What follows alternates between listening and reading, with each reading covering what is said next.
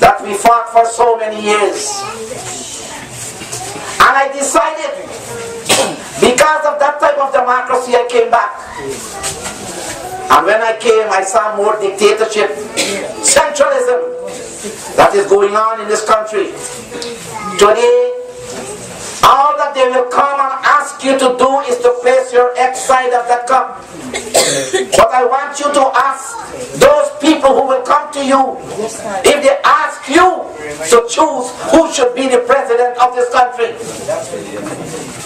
Last month they selected, not elected, they selected Donald Ramayya to become the presidential candidate. A man who used to be as a salesman at Gimpex.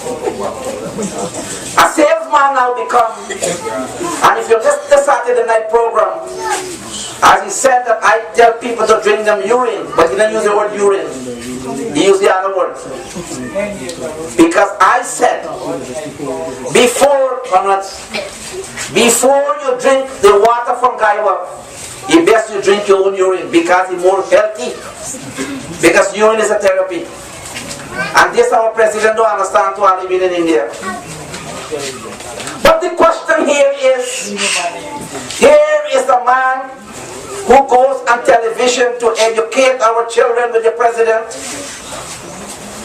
and curse down the PNC. They are breeding a war.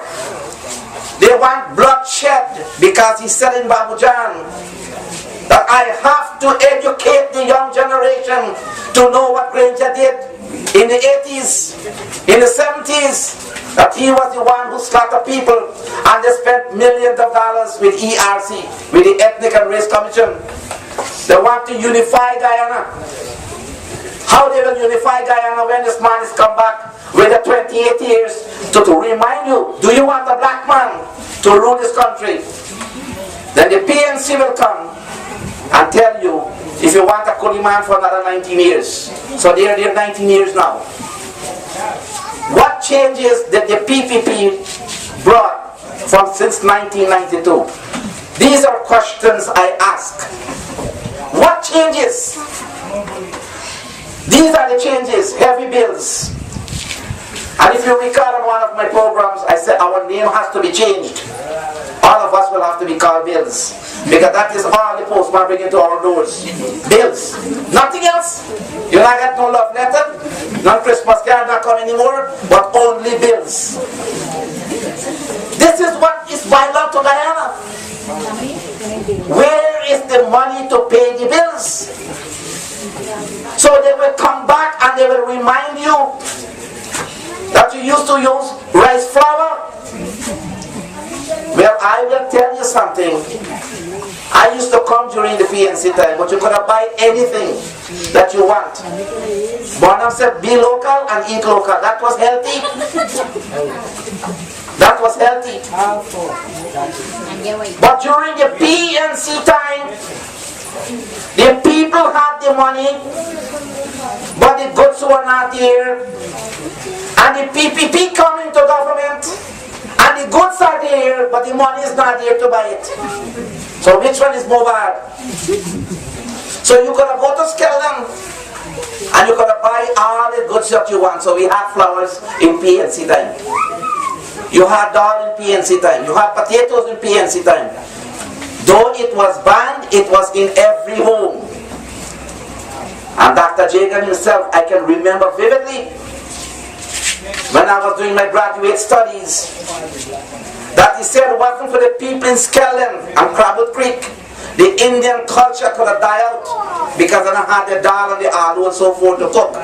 That is part of our culture, which is true. And as soon as Dr. Jagan took office, he chopped out those people in Crabwood Creek and Skeldon. He seized them both. This is the kind of government that we had from since 1992. But then we have to look at the transition after the death of Dr. Jagan and his wife, Janet Jagan.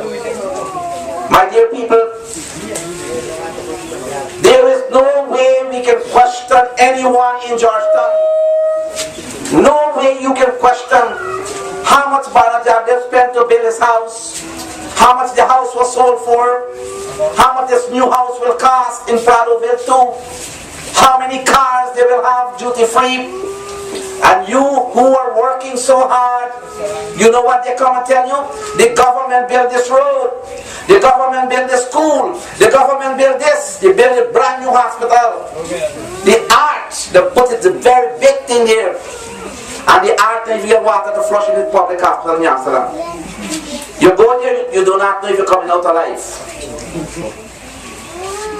But who money is building all these projects?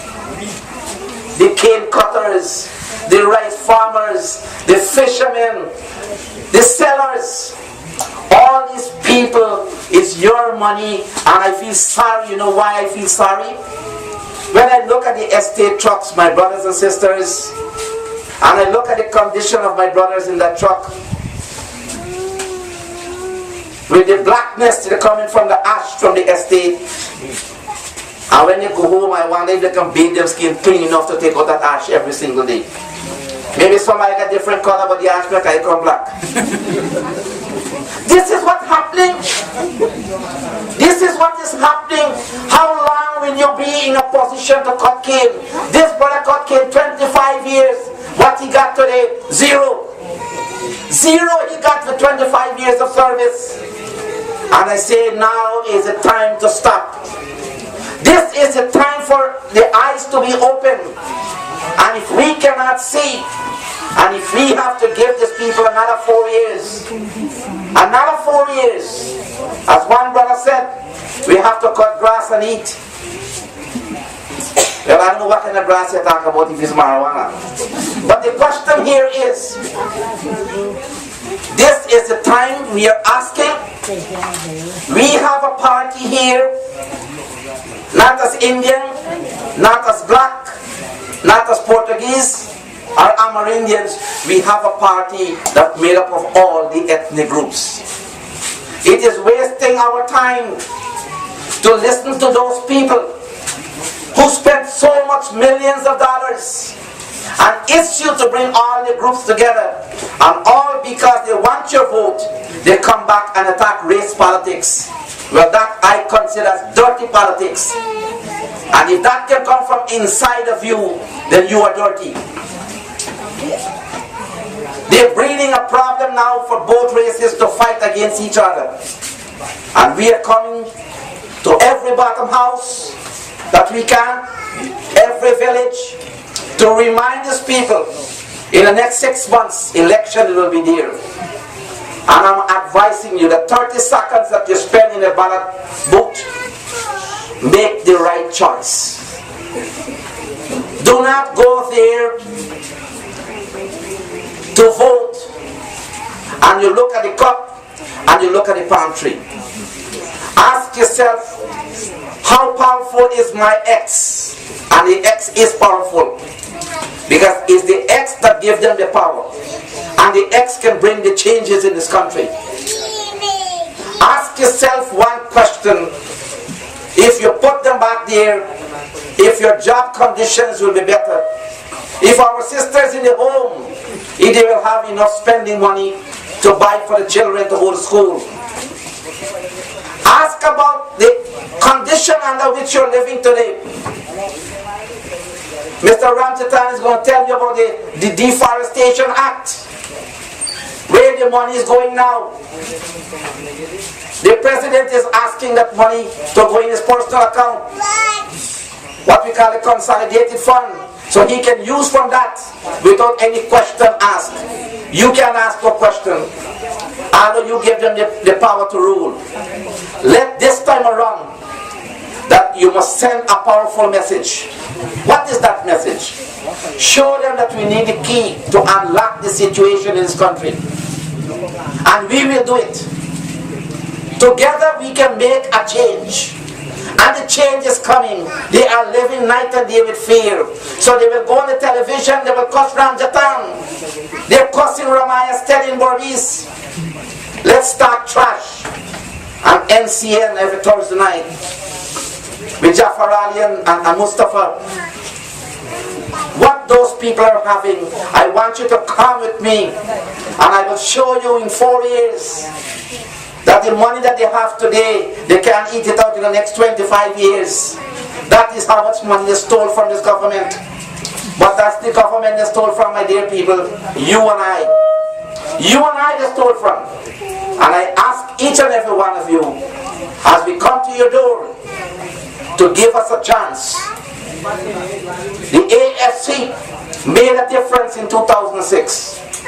And if you recall, in 2001 election was the first time that Gaisuku workers had profit sharing because of Ravidev. We fought assiduously for profit sharing. Single year in the history of Gaisuku, because of a third party, that the workers got profit sharing. And since Ravi came out of the scene, today none of you had ever got profit sharing again. We need to bring all those incentives to give the workers a chance to better themselves. Because whatever you work for, what you deserve, you must get. When they give you $10 extra in the field, they take out 20 from the scale. They rob you from the weight, so your tonnage becomes less. And this afternoon, as I'm here, and you know this, I don't have to tell you.